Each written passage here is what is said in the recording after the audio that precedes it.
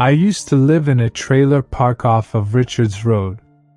I lived in a blue and white single-wide with a large bay window. My dad had built a nice cedar wood deck across the side where the entrance door was situated. He stole the wood from a nearby lumberyard. To this day, I don't know how he got away with most of the things he did. He was a good dad, but an even better thief. He was a strange mix of Bible believer and scoundrel. My mom grew tired of his lust and stellar behavior, his inconsistencies, and left us. I didn't see much of her after that, and don't really care to see much of her now.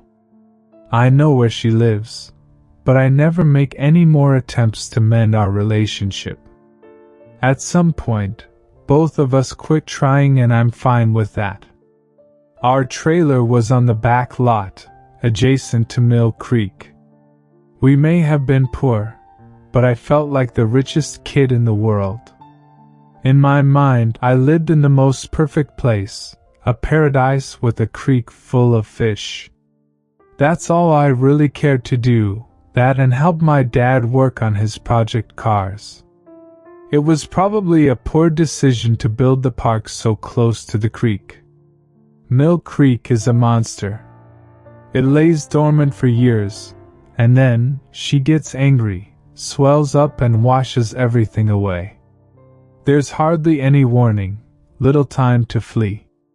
The county has widened its banks a few times to no avail. There's something diabolical about it. When it rises fast, with ill intent and cataclysmic results. I had never experienced it, well, at an age where I could recall the event. My dad told me about the 75-foot flood, where in the middle of the night water was an inch high in our trailer within 30 minutes. I was asleep in my crib. My mom grabbed me and they got out of the house with some of our belongings. Luckily, that flood wasn't as bad as some of the previous floods. The water subsided without causing severe damage. Earlier floods have floated trailers down the creek. Dad had saw one such spectacle himself. He said it looked like a redneck navy, cruising into enemy territory. He often chided himself for moving into the park, with what he knew of past floods, but also, he knew that was all he could afford. There was a curious side note to all of these floods. After each and every flood, there was a dramatic rise in crime. My dad had lived in this town all his life. He knew of every flood. He could rattle off a stream of statistics, detailing the date the flood happened, the extent of the damage, and the most heinous and famous murders that happened after the water subsided. I remember a night when he was drunk, sitting in the recliner in front of the television, eyes closed, and mumbling to himself. If there's ever a flood, get the hell out. Get the hell out. On April 15, 1985, Mill Creek finally introduced me to her madness. I don't remember any weather forecast, because as a child I didn't stay glued to the television watching the Weather Channel like I do now as an adult. My father was preoccupied that day. He had found a part for his Chevelle that he needed to acquire, not through a legal bartering or purchase, but something he was going to get by stealth. He came home late at night, excited about his finding another piece to his car. Hey Brady, I got that quarter panel. I am good. Dumb some bitch left his quarter panel out in the driveway. A whole freaking quarter panel, still in the driveway. Time to celebrate, little man. This is a case of beer night. I might even let you have one. That's alright, Dad. I don't want any. I didn't like to see him drink. It had gotten worse over the years. He wasn't a mean drunk, but once he got drunk, He sure as hell didn't want to come back down. He was a binge drinker, difficult to stop once he got started.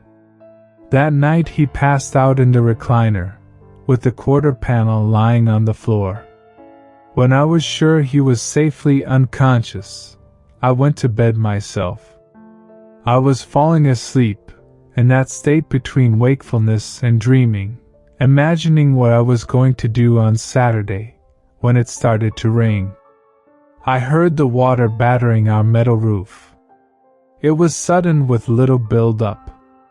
There was no crescendo, just a sudden rush of heavy precipitation. I felt anxious at first, like this was something extraordinary, something to be worried about, but the constant droning of rain beguiled me and put me in a deep sleep. I was awakened by the sound of streaming water and a constant banging against the trailer walls. There was a smell of damp earth wafting through the air. I opened my eyes to see that there was about a foot of water in my room swaying back and forth, like when you carry a bowl of water. The trailer was rocking, about to be knocked off its foundation. I heard my dad yelling from the living room, getting louder as he approached my door. "Son, wake up. We got to get out of here." Instinctively, I went to change clothes. "We don't have time for that. We got to go now. Get on my back." He turned his back towards me. I stepped into the water. It was cold and gritty, and below its muddy surface, I could see tiny flashes of green light. I was less concerned about the flood, and more worried about what those green lights were. Without any more hesitation, I jumped on his back, hoping that I had avoided being touched by whatever strange chemical was in the water. Dad sloshed through the water and floating debris. I noticed the quarter panel floating near the couch, trapped in an eddy, unable to get free from the contrary current. I felt a little saddened. We made our way to the front door. Dad had no difficulty getting the front door open, for as he pulled inward, the force of the rushing water outside slammed the door open against the wall, cracking the glass in the door light. More debris floated in, a floating island of trash and lawn decorations. There was a scream out in the darkness. I could see only as far as our front deck, the railing busted and leaning inward. The lights started to flicker. "Hold tight. I need to get a flashlight, and my gun." He plodded against the current, and went into his bedroom. He opened the drawer and got his pistol. "Why do you need a gun, Dad?"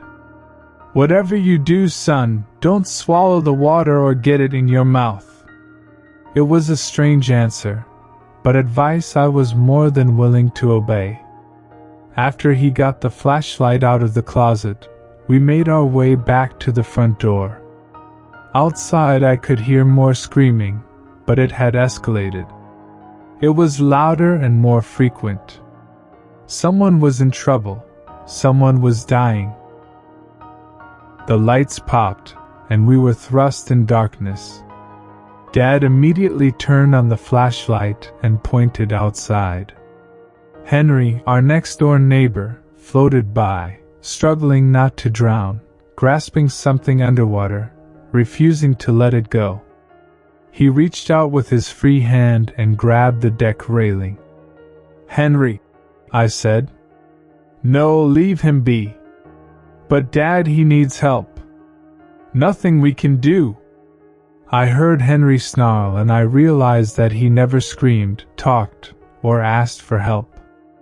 I finally noticed that the Henry the first knew was different. His face was mottled with green boils and blisters. His eyes were yellow, and there was blood all around his mouth. The object he had in his hand below the water emerged, as he began thrashing to keep afloat. It was his wife, Mary.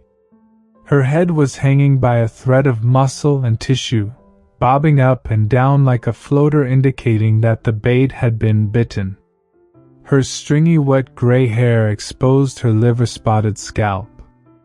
Her arms had visible bite marks, and in various places she was gnawed all the way down to the bone. Her gaudy orange nightgown was ripped and shredded, the vision of which instilled in me a post-traumatic hatred of the color orange. Dad raised his pistol and shot Henry in the forehead. Henry's grip loosened both from the railing and his wife's body. She immediately sunk, heavy and bloated with copious amounts of creek water.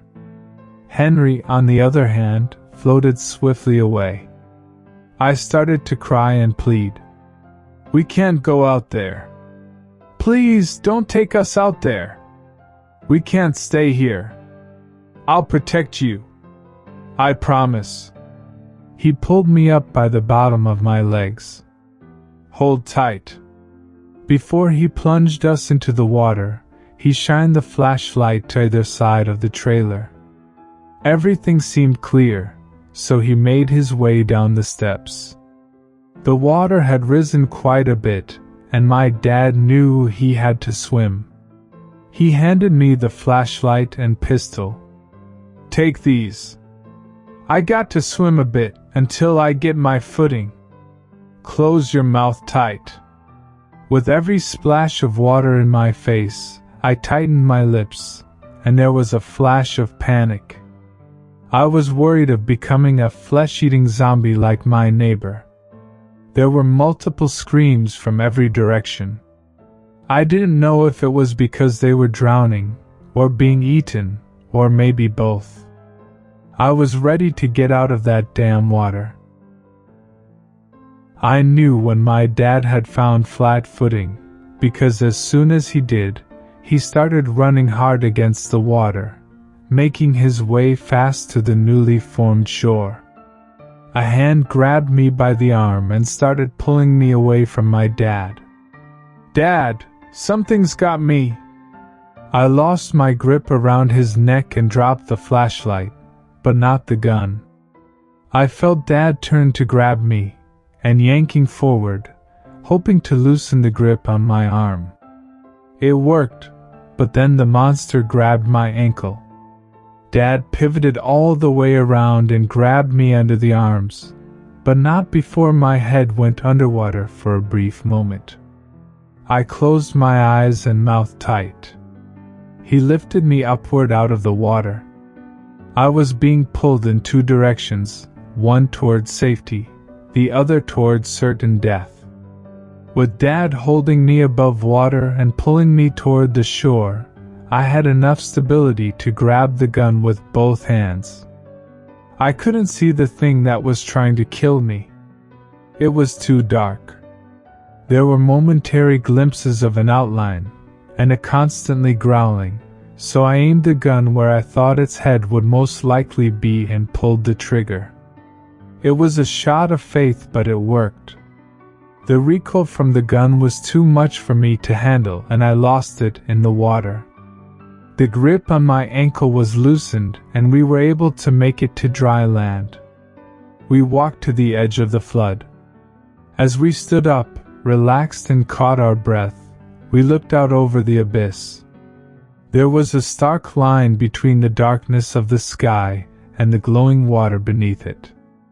The overflowing creek had crested.